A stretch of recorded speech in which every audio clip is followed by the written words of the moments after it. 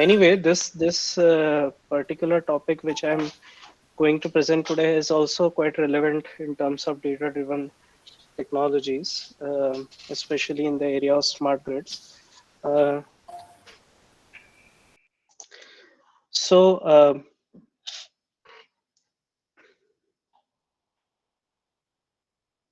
hello. Yes, sir, you are audible. Yeah. Okay, okay. No, everything went blank. That's why it's thought. Okay.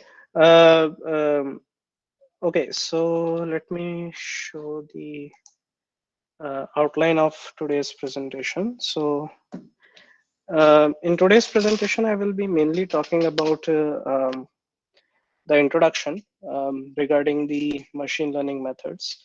There are various machine learning methods. You all have been, I'm pretty sure, must be listening to a lot of methods so far uh, since the inception of this particular workshop. But I will be specifically talking about the clustering method in slight more detail. And I will show you one of the examples of clustering method in the smart grid.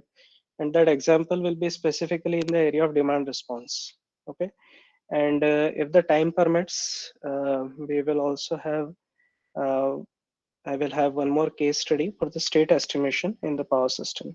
Um, I would like to apologize for my sore voice. Actually, um, that is one of the reason I am also planning to give this talk for a slightly short duration, about an hour or so. I have already talked to your administration staff regarding that. But if you have any question, um, I will be available after that 1 hour, and you can also send me queries over chat. Okay, so let's continue this. So what essentially is the machine learning? Machine learning, if you look at simply the definition, then it is the field of study that gives computers an ability to learn without explicitly programming them. Okay, and you might have heard about various things like supervised learning, unsupervised learning, and nowadays deep learning based methods. You might have heard many of them. But what is the main reason that it has gained popularity in the last, I would say, couple of years? It's not the thing that machine learning or artificial intelligence is something which is just developed. If you look into IEEE, if you go to IEEE Explore, try to search for papers in the area of artificial neural networks, you might be surprised to see the paper from 1970s itself, because it's a fairly old technology. The only thing which has changed in the last couple of years is any of this method, which is unsupervised learning, supervised learning, or deep learning. The major thing is data. Okay, so in this, as you know, that it is the oil of essentially this new data-driven technology. So data collection is something which has tremendously increased over the last couple of years. And as a result of which, you will also see that now the companies also are willing to support in this area. And many companies are adopting this new methods of collecting the data at the various stages. Industry 4.0, essentially, where are essentially all the different manufacturing units and the different supply chain, they are provided with various sensors, and the data collection is takes place actually at virtually at every step. Okay, and you can monitor the entire thing. Um, and as a result of which, you will also see that since the data collection has improved in a very drastical way, therefore new theories also are coming up in a big way. So you can see nowadays in the data-driven technology, you have methods for data compression, then decompression methods. Uh, Apart from that, various different kinds of Neural networks also, they are coming with CNN, ENN, RNN, reinforcement learning. Various methods are coming up in a big way. Okay, so and virtually every area in, whether it is mechanical, chemical, chemistry, physics, power systems, electrical domain, electric vehicle, all these are incorporating this deep learning methods and data driven control strategies in a big way. Okay, so before coming on to this machine learning, supervised, unsupervised learning, semi-supervised learning, and the rest of the other methods, where I will be specifically talking about the supervised and unsupervised learning, I would like to take a quick uh, idea from some of you. Um, and the best way to give your feedback to me is you unmute yourself and then you can say. Okay, I'm not sure if the administrator has given you the rights to unmute, but if not, then maybe you can request to unmute and then you can say it. So my question to you would be that is there a place, you all are from CSIT, Durg and Bhilai area. Do you know any of the big industry which is using in your area, which is using this sort of big data collection? Any idea, or have you heard about any big industry around you?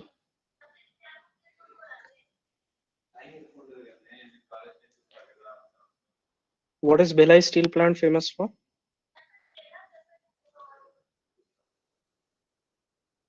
What is Bhilai steel plant famous for? Anyone? Okay, let me do it this way. Uh, Sir, for uh, manufacturing of steel products, sir. Manufacturing of steel products. Okay. Yes, sir. Yes. And apart from that, essentially, steel products is okay. But what uh, mill they have, which it is known in our country? There is a specific mill which is there in the Bhilai steel plant. Do you know the name of the mill? Has anyone of you heard about Universal Rail Mill, URM? Yes, sir. Yes, sir. URM का नाम सुना है? URM क्या करता है? Universal rail mill क्या है, क्या प्रोड्यूस करते हैं वो? Sir, railway track or railway. Exactly exactly railway tracks बनाते हैं, ठीक है. Yes, सो means. रेलवे ट्रैक्स बनाते हैं. अब रेलवे ट्रैक्स बनाने के लिए आपने देखा होगा कि जब कभी आप ट्रेन से ट्रेवल कर रहे होंगे तो आपने देखा होगा कि यूनिवर्सल रेल मिल एक्चुअली उनका अपना अलग से एक लोको शेड एरिया है, जिसमें जो मालगाड़ियां आती हैं स्टील ब्लूम्स लेके, वो straight away they can get parked into this particular universal rail mill. ठीक है. So there are big blooms of steel which actually comes up. They get offloaded and then finally it goes through various processes. So there is a cutting process, there is a various kind of furnaces it has to go through, and then after that there is a certain amount of pressurized treatment that takes place on the rail mill, and after that it is supposed to cool down. And in this entire process, the only human intervention which takes place is at the end, when the people from Indian Railways, they actually have certain parameters, so साचे type होते हैं जो लगा के वो check करते हैं कि जो रेलवे ट्रैक बना है that is based on certain requirements or not. Okay. um, but very interesting thing is that in this entire process, um, the human intervention is only at the end point. Okay. And we have been fortunate enough to visit URM. In fact, we are collaborating with the Bhilai steel plant for the machine learning based studies onto their URM. And what they are doing is they are collecting data at various stages, and huge amount of data. Okay. And I think it is being collected from various manufacturers. There is a company called ABB, by which they are they've set up their data collection units. There is a data collection unit which is there from Siemens also. So huge amount of data is being collected, and then various problems are there at different stages which people are trying to work upon.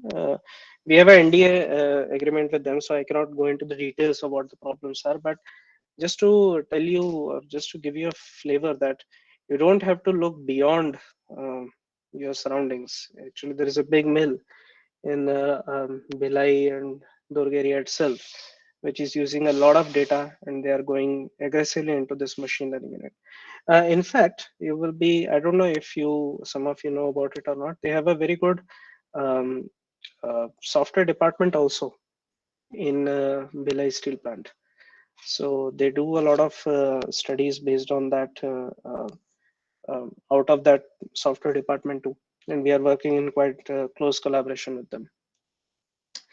Okay, so if any one of you is interested to work in this kind of a project, let me know. We are anyway working on this, so we'll be more than happy to put you on some of this work.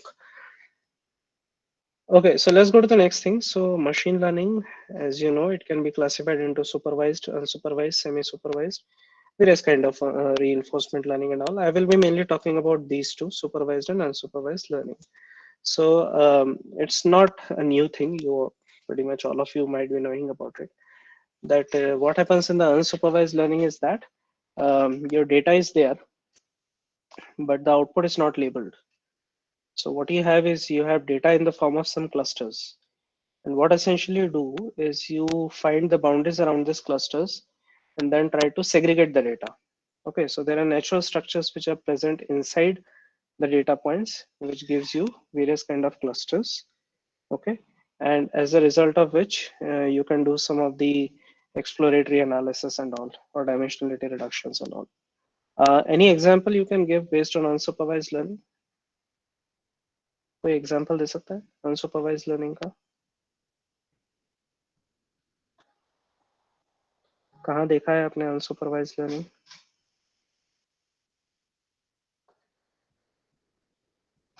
So in a daily routine, you might have seen, for example, if there is a workshop going on, and there are some, if let's suppose there is a physical workshop going on, and people are joining the workshop, you will see that if some people are coming from a particular institute, they will tend to sit in one group. Similarly, if some people are coming from a different industry, they would like to sit in one group. Okay, so these kind of groups, they will form among themselves. And as a speaker, when you are talking to your audience, after a couple of minutes, you will get to know that where the people are sitting. Okay, so for example, a particular college, people are sitting in this particular college. So there is a natural cluster which forms like this. Okay, so this is pretty much a example of unsupervised learning.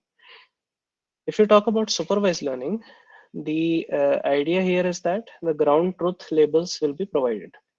So the output data is actually labeled. And a very good problem which you can think about, and it's a very common problem, is housing price prediction.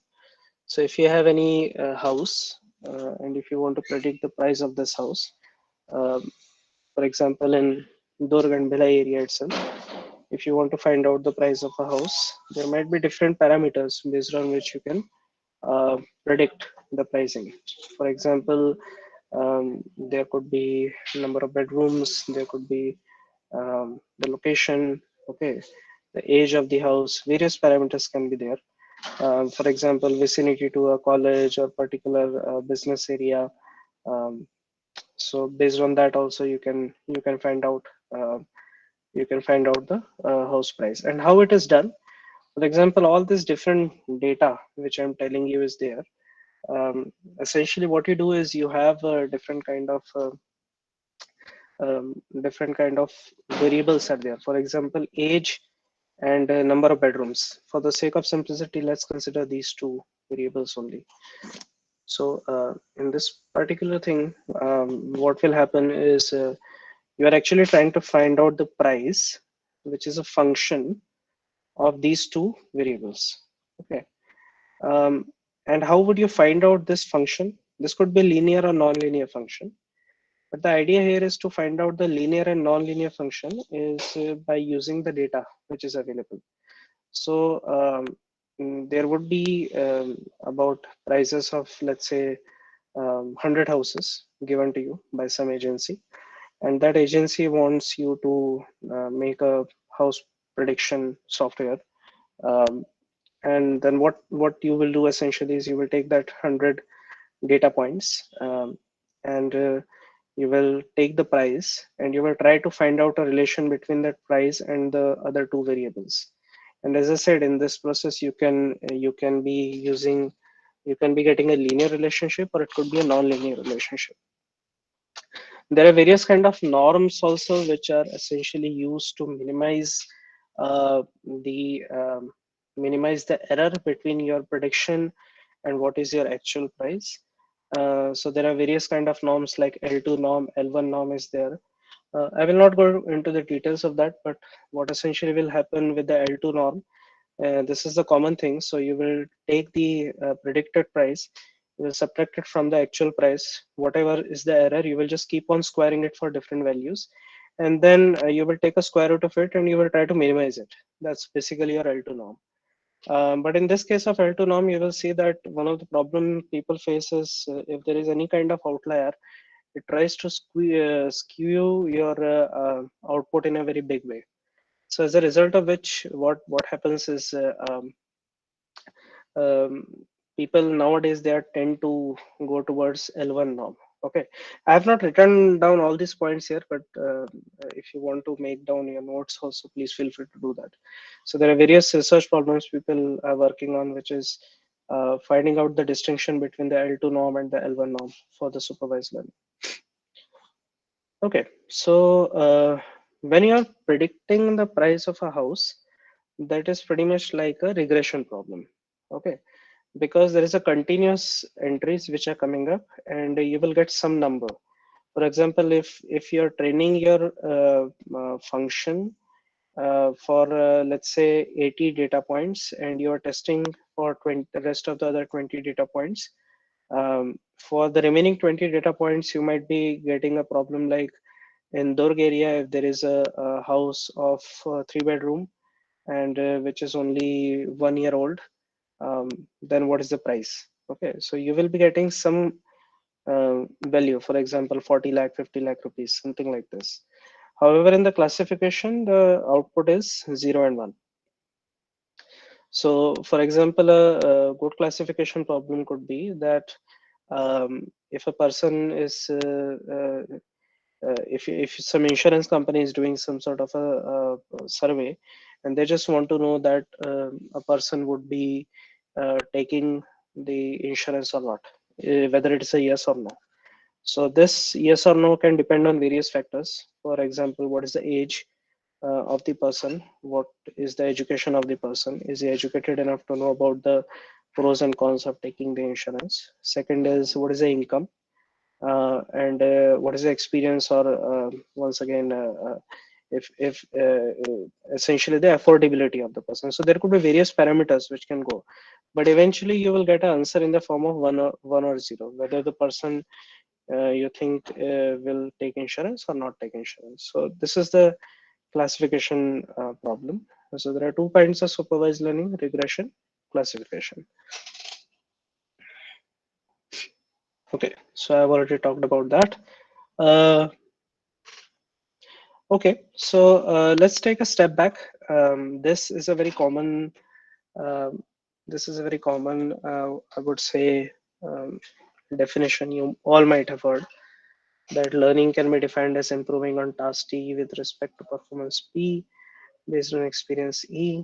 Um, and this is how essentially the learning takes place. So just to give you a real life example, for example, if you are preparing for 2 or 3, just give me a second, huh? Just give me a second.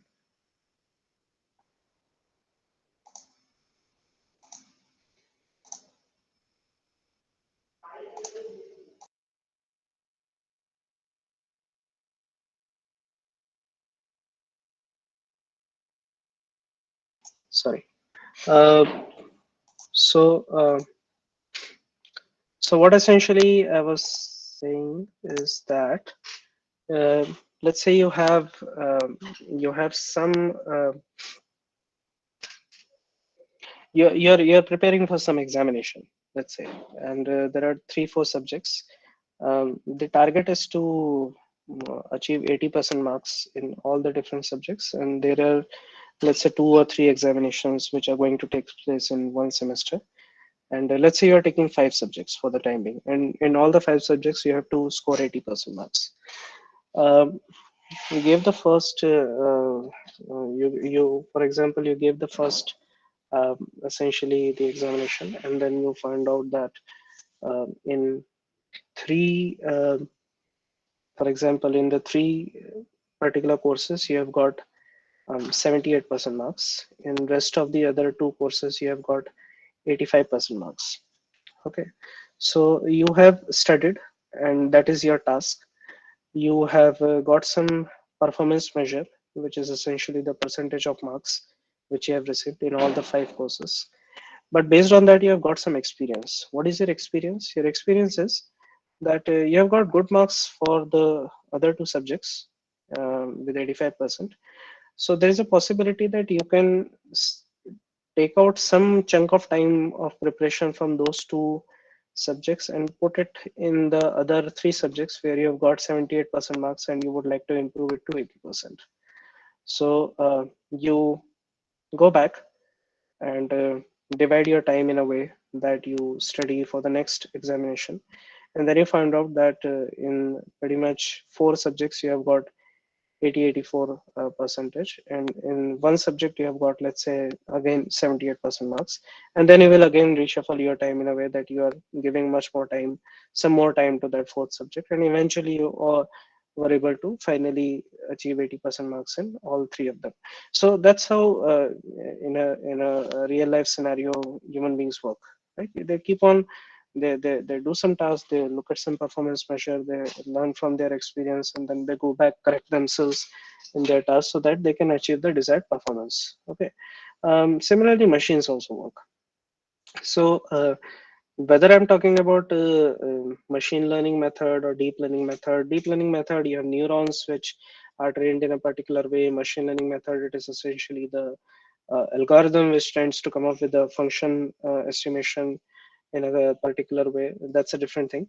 But for example, if our task is to do a handwritten recognition, and the task is to recognize the handwritten words, and what is the p? The p is nothing but the percentage of word which you have identified correctly.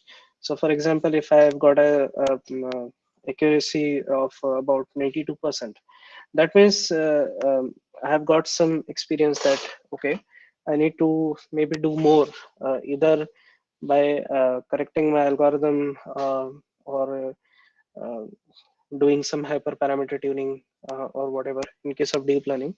And then I learn from the E, which is nothing but the database of human labeled images of handwritten words. So that's an example of handwriting recognition. Can somebody tell me that how the spam email detection work? How the spam email detection will work?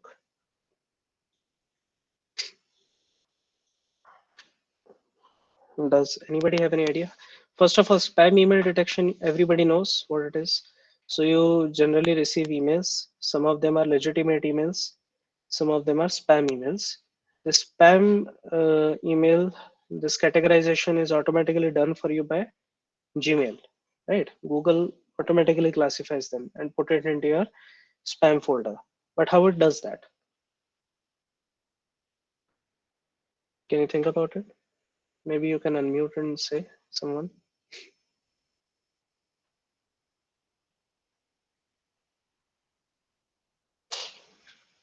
Okay, so what essentially we do here is we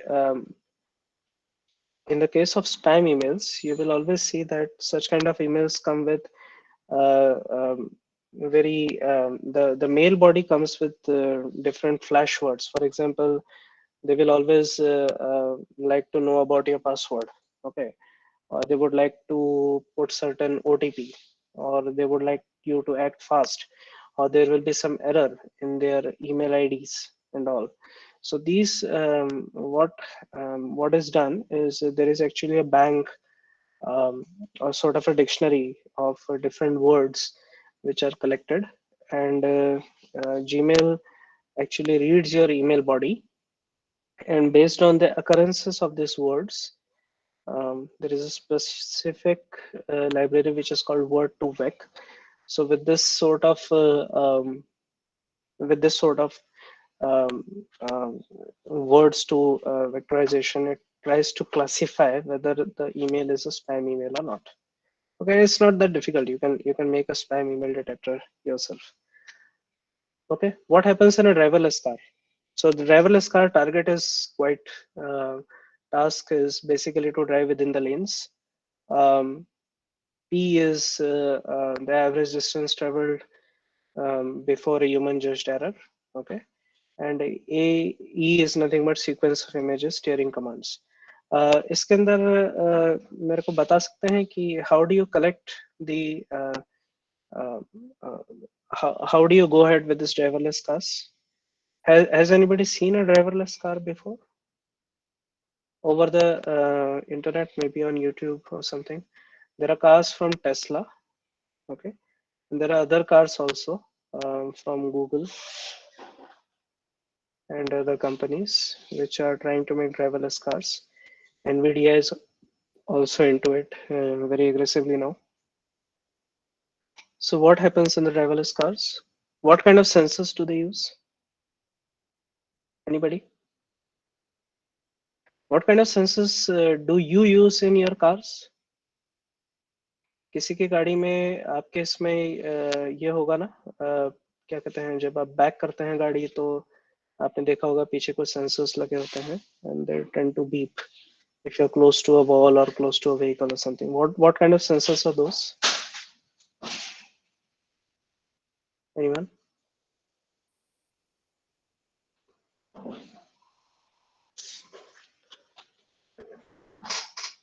Let me just see if you can do a chat message.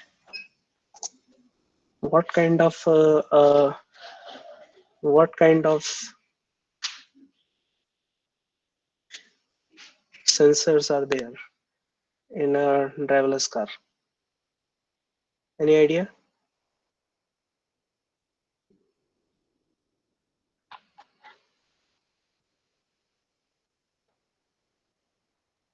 I can see 1, 2, 3, 4, 6. Oh, 40 plus people are there. Anyone?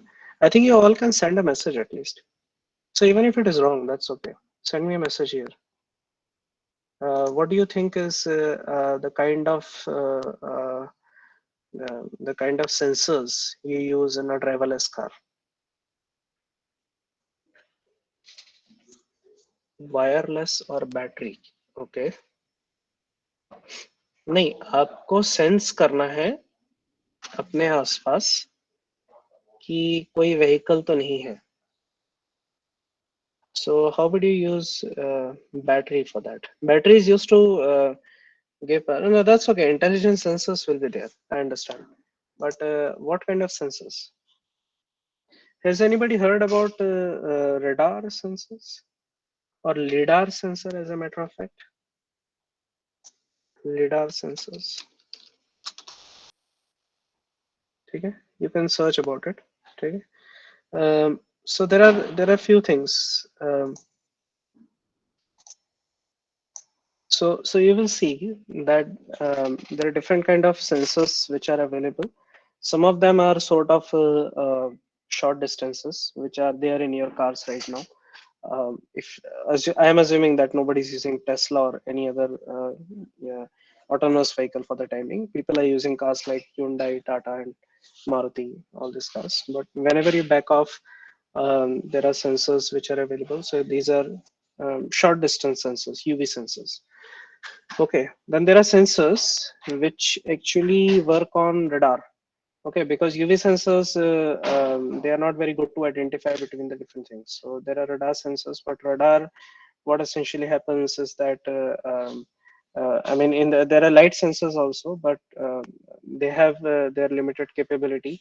Example, in the foggy situation, they may not be able to work very well. So there are now sensors which are coming as a combination of light and radar, which are nothing but the lidar sensors. Okay, so they are coming up for the driverless cars. And apart from that, there is one more thing which is coming up in a big way, is nothing but the camera. Okay, so you have various in the Tesla. Actually, they don't use lidar sensors. They use various kind of cameras. So exactly 8 of them in their new Tesla 3 model. 8 cameras are there in the front, and it does different tasks. For example, to remain in the lane and to keep a safe distance from the adjacent vehicles. Okay, so that's essentially your just to give you a flavor of what different kind of problems are there, how the learning is done. Okay, so this is essentially how the procedure is there for any kind of training of the data. Okay, training of determining your function estimation using machine learning or deep learning. So first thing is you will get the raw data. I will not spend much time onto this. You might have heard about this in the previous discussions also. So you take raw data, you do the data selection. Why the data selection is important?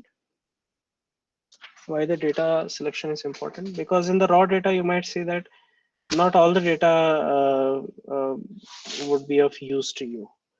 In fact, you can miss out some of the data information, and you can take only the necessary parameters to go ahead. So that's essentially called as data selection. Okay. For example, in the house price prediction, if somebody is giving you an information about what kind of tiles are there in the house, or what kind of uh, do you have a special kind of marble slabs which are there in your kitchen or not. For some of them this could be a very important criteria, but for some other people person there it may not be the essential criteria. So you may have to take a raw amount of data, and then you have to do a special data selection. Similarly, in some cases you may see that there could be missing data, so that also you can do the data cleaning and process. Then there is a training and validation. Okay. But before coming to the training and validation, there is a one more important thing which is called as a feature extraction. What is feature extraction? Feature extraction. You are trying to extract the important features out of the data.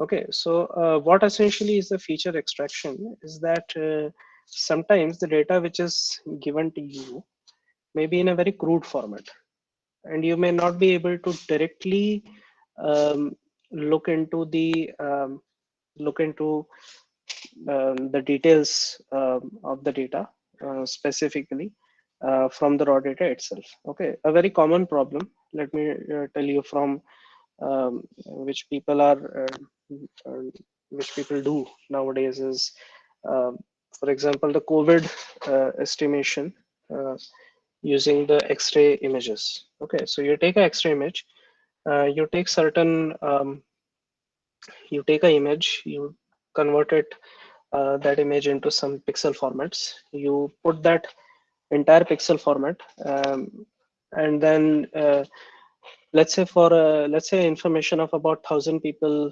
1,000 patients is already given to you, where the X-ray is given, and based on that X-ray, the output label is also given to you that the person is having COVID or not.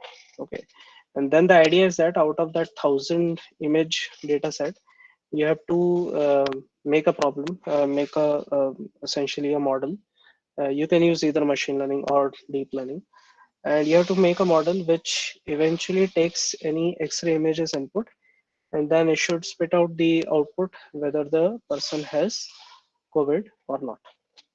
Okay, by just taking the X-ray image, essentially of lungs. Okay, so how do you do that? You take an image. I'm assuming that it is machine learning which you're using. You can use any method, for example, SVM, logistic regression, any method. Uh, and what you do is you flatten the data essentially, and then take the pixel information. And generally, what you try to see is if there any kind of fibrosis development which is done which has happened in the lungs. Okay, and if you just look at uh, the the data itself, you may not be able to get it uh, uh, appropriately, the information whether the person has a COVID or not. What you may have to do is you may have to take the data. You have to look at the black and white pixel information. Based on that, you will have to look at the depth of the white pixel information for any fibrosis development process. And then based on that particular feature information, you can identify that, okay, the person has COVID or not.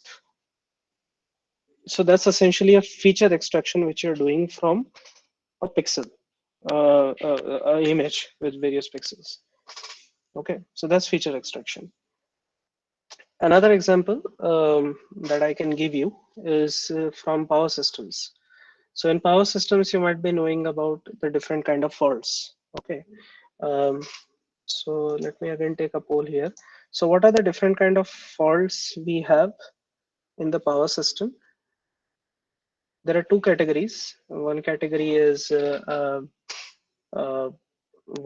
symmetrical fault. Another category is unsymmetrical faults. In the case of symmetrical or unsymmetrical faults, how do you identify them? Whether it's a symmetrical fault or unsymmetrical fault? How do you identify? How do you identify whether it's a symmetrical or unsymmetrical fault? So the question is this. I'm writing in chat box.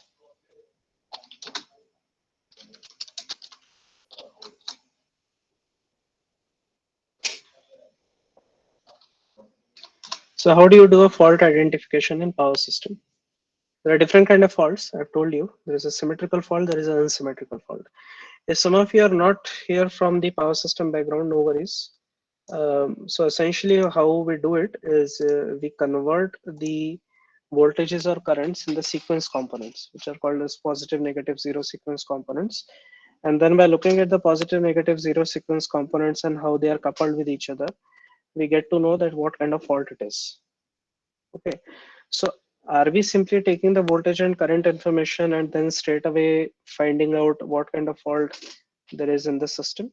The answer is no.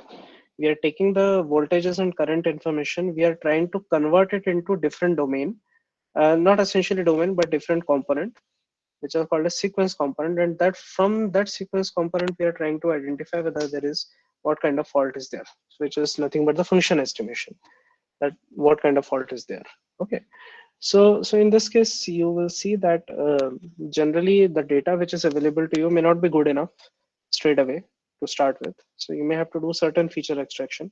So you may have to do certain FFT, or you may have to do DFT, or some sort of compression analysis, or in power system, as I've said, you may have to do sequential component analysis onto that to identify the necessary features by which you can then do the function estimation. Okay, so that's essentially the part.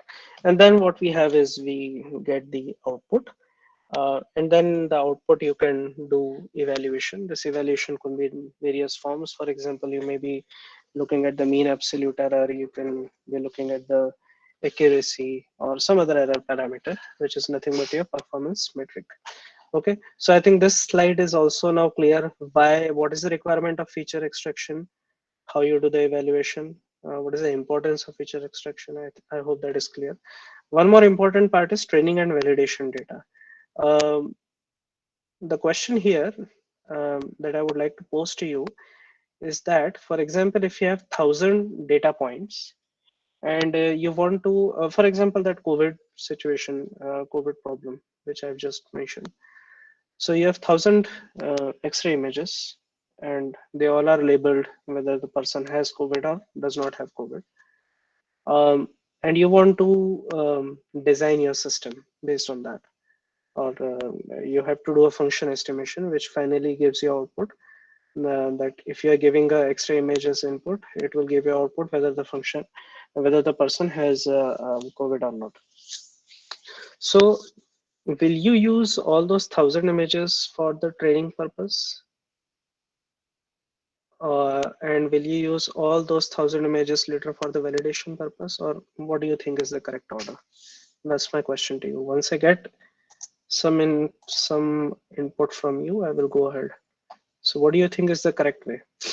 Should you take all the data for training and then later on validate your output based on all your data, or what should be the correct criteria? So the question is training versus testing or validation using all the data or few data points. That's my question. That's okay. We assuming that you have secured the data. Secured in the data means you have the data. You have 1,000 data points. 70, 10, 20. Okay. So essentially, the idea here is that you will have some amount of data for training and some amount of data you will keep it there for testing, right? And the reason here is simple, because what essentially you are trying to do here is that um, actually for the validation purposes also, you must be knowing the output value, and based on that itself you would be able to identify whether your function estimation algorithm has done a good job or not. Okay. Secondly, you will also like to see that if somehow you may see that during the training, whenever you are doing, let's say, using deep learning, for different epochs, it is giving a high amount of accuracy. For example, you're getting a 97% accuracy. And then when you're testing it, you may observe that the accuracy is low, let's say 70 to 60%. That may be because of the overfitting of the data or something. So then in that case, you may have to go back again and then correct your tune your hyperparameters accordingly so that you get the desired output. Okay, so now you know what is the uh, importance of splitting the data for training and validation. Okay, let's come to the domain. So domain power systems, if you look into that domain, there are various kind of problems people are trying to solve. This is just um, 2, 3 problems which I've just picked up. First is I've already mentioned what kind of fault it is. So fault classification. And then there could also be another thing which is called as fault location. Okay. So what kind of fault it is and where the fault is occurred. Both the things may be um, decided based on deep neural networks and machine learning problem. Uh, Second is, for example, if there is any system, and you know that nowadays smart grid is coming up in a big way. What is the meaning of smart grid? Essentially, you have bidirectional flow of power and bidirectional flow of information. Okay, so it is not unidirectional in nature anymore, because nowadays you can have a solar rooftop on your house which may be producing power, and if you have excess power you can might as well feed it back into the grid. Okay, so that was not the case earlier. Previously you were simply getting the power from the generation, it was being transmitted and then distributed at your household. That's not the case now. Okay, so you have bidirectional flow of power, and also the information regarding this additional power is available over the communication. But what if somebody is just listening to this information? Okay, and whenever there is a fault in the system, they are just trying to listen, or this is trying to record the voltage profiles, and then eventually they get to hack some of the system in the distribution, let's say, channel, and they tend to play the same information, which is called as eavesdropping kind of attack, cyber security attack in your system. So in those kind of systems also, you can make use of deep learning very aggressively. In fact, these kind of things can also be tackled skillfully using simple things like KCL and KVL, but people nowadays have been trying to make much more sophisticated algorithms using deep learning methods to detect this kind of cybersecurity attacks. Third problem is not new. Everybody knows about it. So we have solar, wind. These are renewable energy generation, but they are intermittent in nature. Their production of power depends on weather, wind profile at different terrain, cloud covering, and all. So highly dependent on various variables. And at any point of time, you always have to have generation equal to load. Okay. Doesn't matter where that generation is coming from, whether it is coming from renewable or whether it is coming from your coal-based power plants or natural gas-based power plants. But generation has to match the demand, and of course, plus losses.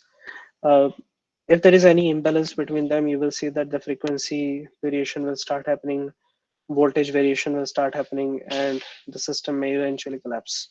Okay, that's not what we want.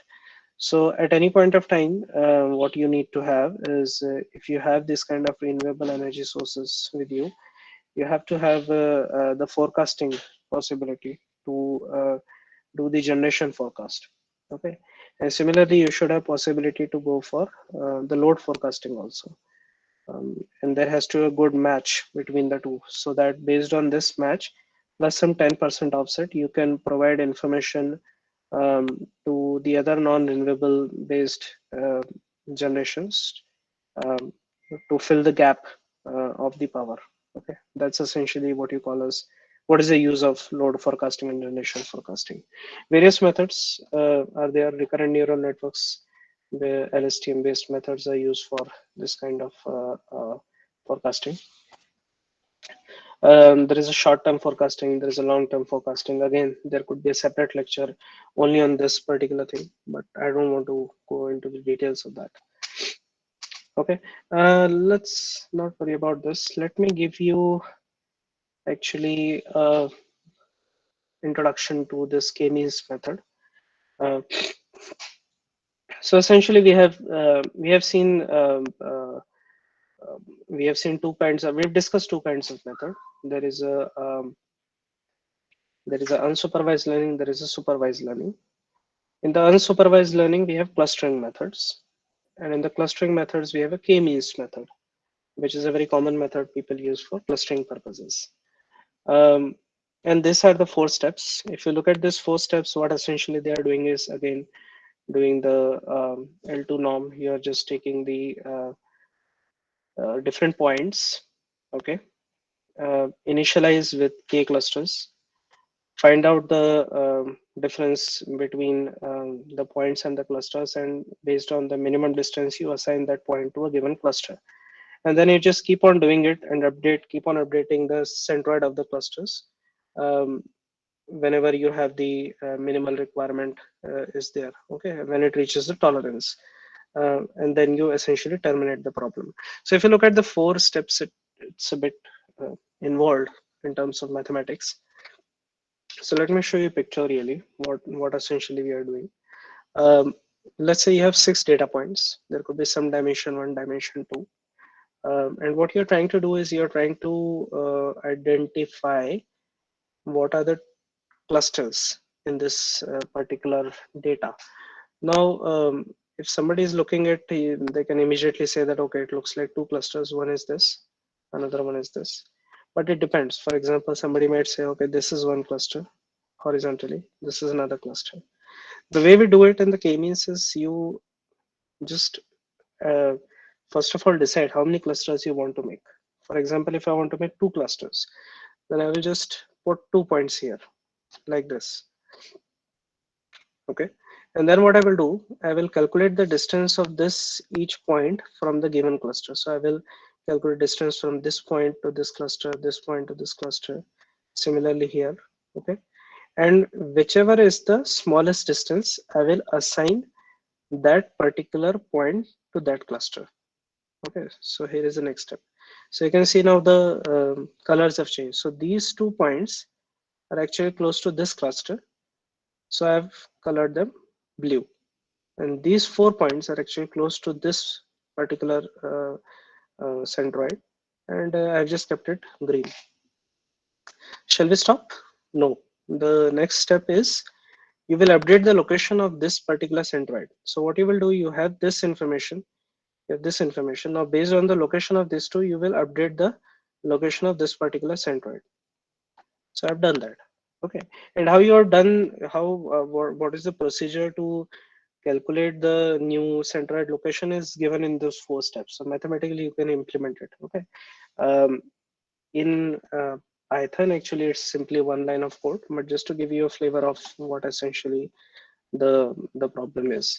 So once you have done that, what you will do next? You will again repeat the same thing. You will take every point and then find out the distance of the different points from that cluster. So here is the thing. So now these 3 points are actually close to this cluster centroid, and these 3 points are actually close to this particular centroid. So I have color coded them separately. So what is the next thing? We will again update the location of the centroid. So now we have reached at this point. After this, you will, if you again keep on repeating all these steps, you will see that the centroid location will not change much, and essentially you are getting 2 clusters now. So that's essentially a k-means example.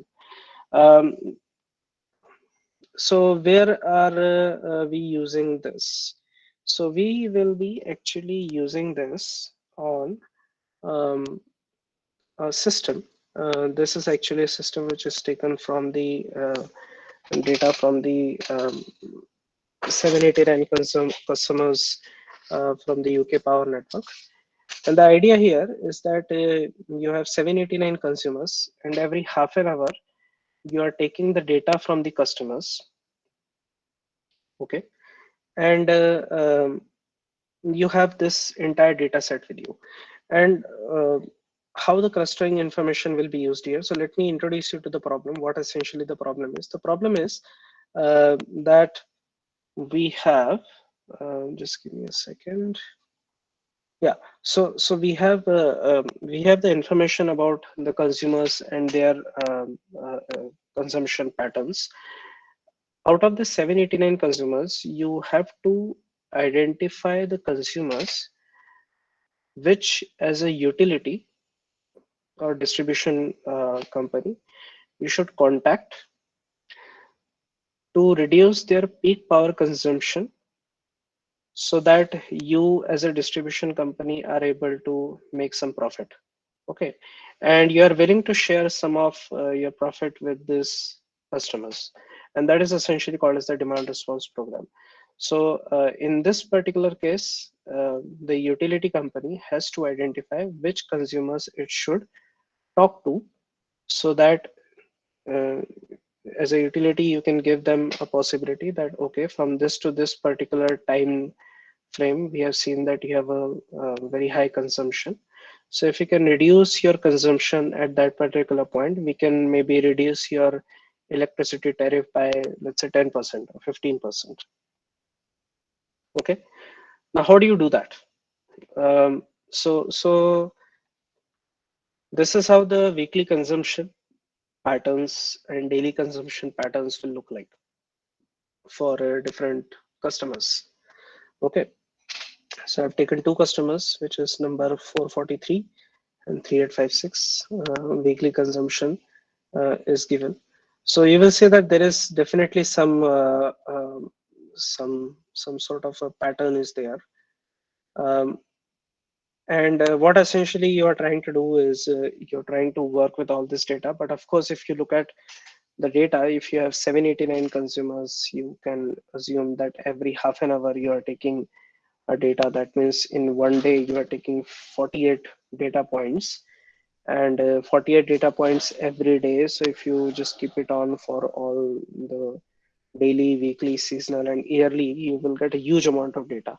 So what essentially you can do is, you can, rather than taking this entire data set, first you can do something which is called as dimensionality reduction. Okay. So what you do in dimensionality reduction is that you take the entire data set and try to compress it in a way that you are able to preserve the variance of the data. And at the same point, if you want, you can go back, you can do your analytics on this compressed data set, and then you can go back to your original data set if required. So one method which has been used is called as this representative curve method, where the 48 data points are taken and then the mean value is taken. So rather than the continuous values, you can see that these mean points are also capturing the information regarding the consumption pattern of the consumers. And then the idea is that once you have this kind of pattern, so what I'm doing is, what is this graph right now? Time period and power consumption. So I can have this kind of a data set for all the different consumers. And what you can essentially do is you can have different kind of set points. Um, and then you can identify the consumers based on doing some data analytics by using clustering methods. I will be talking about that in a minute, but you will be using some of these clustering methods to identify that which customers should be used so that they can be a part of your demand response program. Okay. Why this demand response program is necessary? Because of course, as a utility, you have to supply the power to the consumers. Um, but what essentially happens is that during the peak time periods, your utility actually has to buy the power from the costlier generators. Okay, and in India we have a comparatively flat tariff system, but in some places like Australia, you have tariffs for every 15 minutes to half an hour. Similarly, in US and Europe, the condition is like this. So you have to have a variable tariff. Um, and during this peak hours, you have to generate so much amount of more power.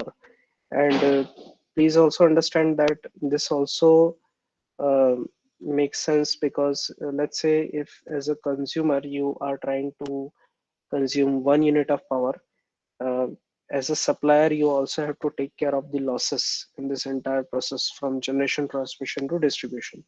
So with that 1 per unit of power, one unit of power which you want to consume as a customer, the supplier has to provide so much amount of more power, and that just accumulates in terms of cost. So this could be huge profit if you can reduce your consumption during the peak time as a customer. But then utility cannot simply just go to every customer and say that you have to reduce your consumption. Okay, it has to identify some of the customers. So how that identification is done is essentially the demand response program problem. Okay, so there are various features which you can identify, and let me talk about some of these features. For example, um, it's not necessary that you should always have the mean power consumption as one feature. Sometimes you may see that a person may be having a very flat kind of a mean power consumption, but only in the evening duration when there is a peak power, uh, the person is having a sudden peak power consumption. So this is another feature which you should tend to look into when that a particular customer when they're having the peak power consumption. Similarly, there are ratios such as max to min ratios. For example, what is a maximum power consumption to the minimum power consumption ratio? There is a seasonal score also. So there could be some businesses which are only active during a particular season, and in rest of the time they are not that much active. So you may give them some seasonal score.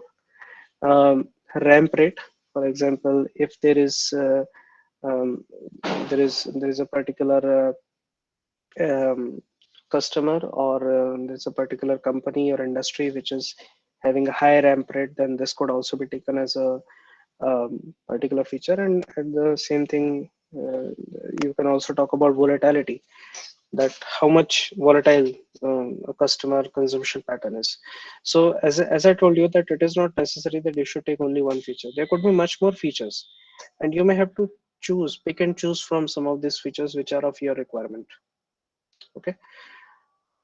um, Once you have data, you do the cleaning of the data, you get these features. What is the next step? You get these features and then you use certain libraries, and you use these libraries to get your function estimation. And then from that function estimation or clustering, whatever you're using, you will try to identify the customers which could be a part of your demand response program. Okay, so what kind of libraries you will be using? If you're using MATLAB, they have their own functions. For example, for um, uh, dimensionality reduction, they have PCA, robust PCA, SVD method. In the scikit, they have various k-means clustering libraries are there. In deep learning, they have Keras library. Okay, so various methods are there, just to give you a flavor of what it is. And what are the steps involved? So steps involved is you take a feature of pairs, you plot them. Okay, so I've showed you different features, 6 features. You take one feature on the x-axis, you plot second feature on the y-axis. So what could be number of graphs for mean power consumption in the x-axis? So this is on x, then 1, 2, 3, 4, 5. So five patterns, five basically graphs can be drawn with mean power consumption on the x-axis and rest of the other 5 on the y-axis. And this plot can be drawn for all the customers. Okay. Similarly, you can have various other plots. So you can have number of plots. Do you have to draw all the plots? Not necessary, depending on your requirement. Then what you do, you take different features, you plot them, and then you rank the clusters. Okay. You rank the clusters and then you store the record of each customer and tabulate it. Let me show you what it is.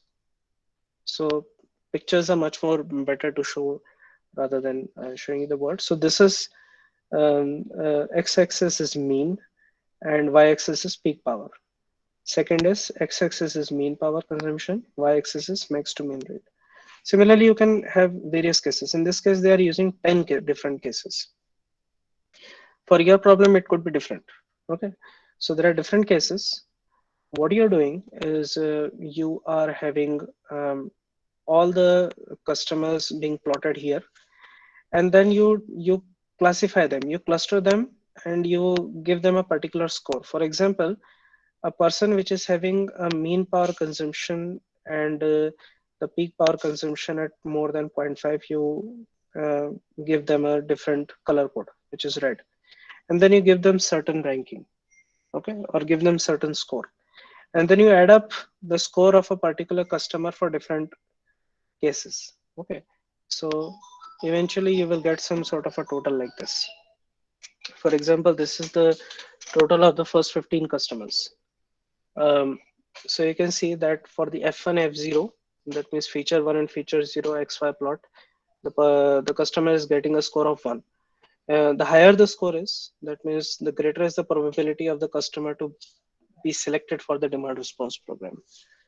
Okay, so in this way you can draw different plots. I've just given you some 1, 2, 3, 4, 5, 6, 7, 8, 9, 10. So this you can see 10 features are here, and then first 15 customers I've given you the total. So these are the top 15 customers. Okay, so these are the top 15 customers. So in this way you can do the analysis and you can identify what are the different customers, what are the different patterns, and you are using a simple clustering method to identify and apply it for demand response program. So what I will do is I will actually stop at this point of time, and if you have any questions I will take them. So I have shown you various things, supervised, unsupervised learning, um, clustering method, what is the flow of how you will actually do the machine learning based method, and essentially a demand response case study I've shown. So if you have any question, please feel free to ask me.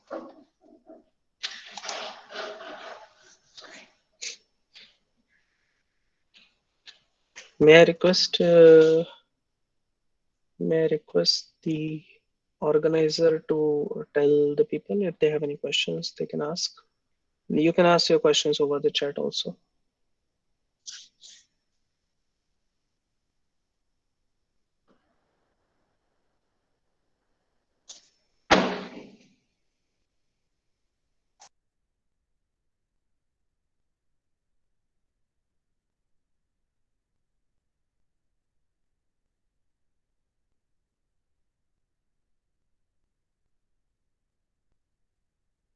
Hello, participant, you can ask any query if you have. Sir is active now. Anybody is having any type of query?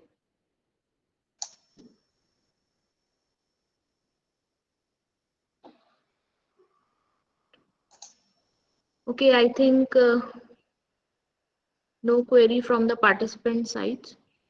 So, thank you so much, sir, for your knowledge, for sharing your time with us. Thank you so much, sir. Thank you. Okay, sir, one thing I want to ask, can you share your PPT with us? Sure. Just give me some time. I will share by second half if it is okay with you. Okay, sir, fine, sir, fine. Sure. Sir, someone is asking question in chat Yes. box, sir. Okay. So the question is, can we use ML and reliability in SE? What is, can you unmute maybe if possible, Lakshmi Narayan Pandey, and what do you mean by SE? Yes, sir. Sir, just a second. Yes, sir. Participants are unmute now. Yeah. So, Please. yeah, you can definitely use for the reliability analysis. Definitely, you can. Yeah, for example, in real time, if you are able to collect the data and whatever your controller is, if it is able to perform appropriately um, in the real time environment, then those kind of things can be essentially done with the ML.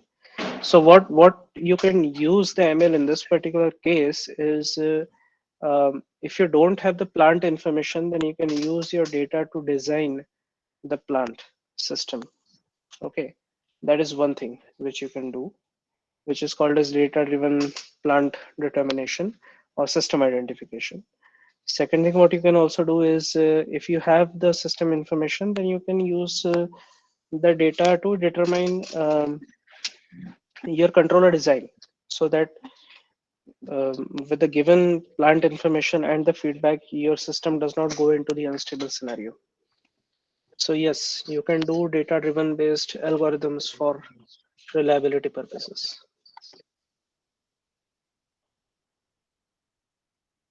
I will share my contact information with the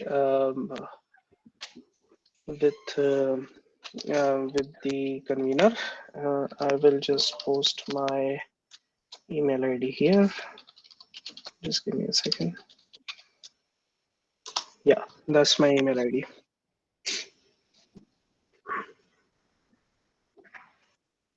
Yes. Other question?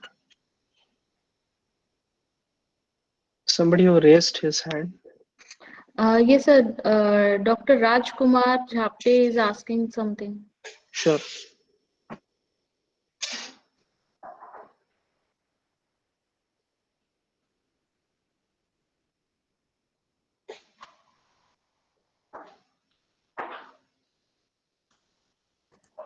Sir, I Dr. have just Rajkumar asked, is asking.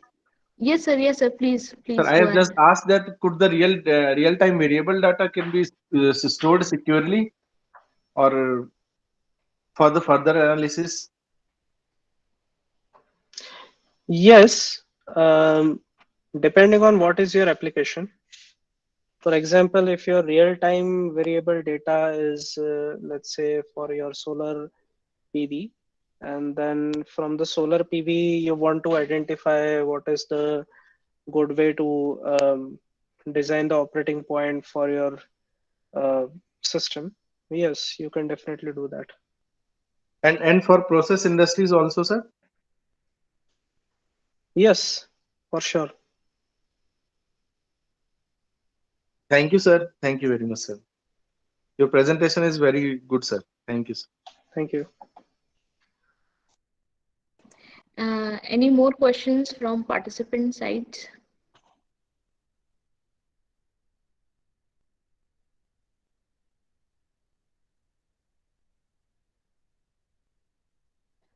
Okay, I think it's fine with them.